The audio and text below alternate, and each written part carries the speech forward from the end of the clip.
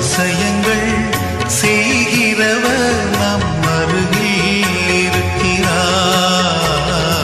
அற்புதங்கள் செய்கிறவர் என்றும் நமக்குள் வசிக்கிறார்.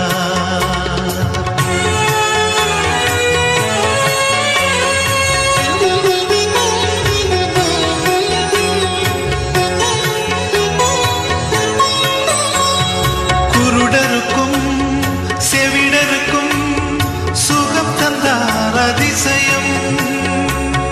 குருடருக்கும் செவிடருக்கும் சுகம் தந்தார் அதிசயம்.